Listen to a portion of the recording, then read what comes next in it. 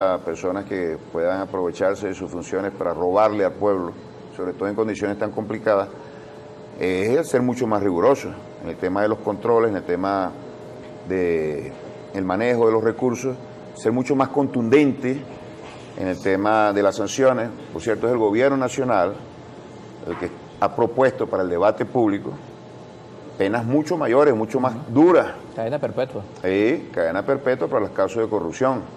En otros momentos fuese la pena de muerte, en el caso de la lucha por la independencia, eso no se puede hacer por temas constitucionales de otra naturaleza, se podría también debatir eso, pero eso es algo imperdonable, eso es un crimen contra la nación, crimen contra el Estado, y bueno, nosotros tenemos que estar muy atentos. Tú hablas de los seguros sociales los rescató la Revolución Bolivariana. Los seguros sociales o el Instituto de los Seguros Sociales lo había liquidado el punto fijismo, lo que llaman la Cuarta República, los había saqueado y estaba en proceso de liquidación por parte del último gobierno del punto fijismo. No hubiera existido si no hubiera llegado el comandante Chávez al poder, y fue el comandante Chávez el que lo repotenció y lo puso al servicio de los trabajadores y trabajadoras de este país, no solamente en materia de pensiones, sino en el tema fundamental de la educación para el trabajo y un tema crucial como es el de la salud, repotenciado como una de las instituciones más importantes de este país para darle beneficios a la revolución. Entonces tú ves al pueblo, tú ves qué es lo que determina y define la posibilidad que un gobierno haga y realice obras, adopte políticas de tanta trascendencia que apunten en una dirección específica. Los intereses que persigue ese gobierno, la filosofía que sustenta a ese gobierno, los intereses que encarna ese gobierno. Y aquí, históricamente y en la actualidad, medio minuto, históricamente y en la actualidad hay una definición claramente que se expresa claramente en proyectos políticos. El proyecto de la Revolución Bolivariana en función de los trabajadores, y por eso nos quieren desalojar del poder, y el proyecto de los ricachones, de los grandes sectores económicos de este país que saquearon la República, y sobre todo los intereses foráneos que buscan recuperar privilegios que perdieron con la Revolución. ¿Cuáles son esos privilegios? El uso de los recursos. Pero es la esencia de la economía política. Si el poder ha sido privilegiar a los pensionados. Para finalizar, el poder utilizado en función de quién. Nosotros utilizamos el poder para que la riqueza generada disponible en el país se direccione fundamentalmente. De ser así, entonces, ¿por qué los últimos dos aumentos, quienes más han salido golpeados con los anuncios han sido los pensionados? Porque si se aumenta el salario a $100 el ingreso mínimo, los pensionados no recibieron los $100. Pero hoy no van a recibir los 130 del integral. Tú me acabas de decir en lo que llaman el break, que no es posible. Tú mismo me lo dijiste.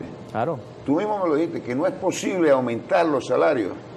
Los salarios, no los bonos, los salarios. Pero es que los salarios están casados con las pensiones. Nosotros fuimos los que lo homologamos. Estamos en una situación extraordinaria, donde lo que hacíamos antes no lo podemos hacer ahora. Y la clave de esto está en los ingresos. ¿Cómo se hace política? ¿Cómo se hace gestión política si no está el ingreso? Entonces tú tienes que ir a la próxima pregunta. ¿Por qué no hay ingreso en este país?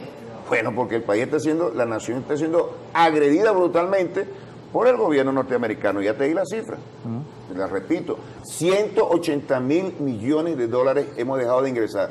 ¿Dónde iría eso? A los salarios, a las pensiones, a los hospitales, a la educación.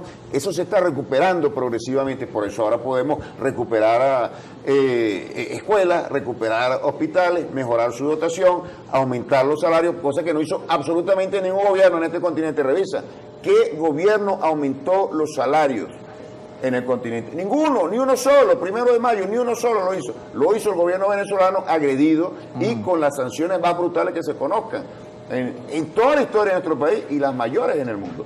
Entonces ahí tú ves cuál es verdaderamente el interés y la determinación que tiene un gobierno, que no es suficiente. Bueno, ¿quién va a decir que eso es suficiente?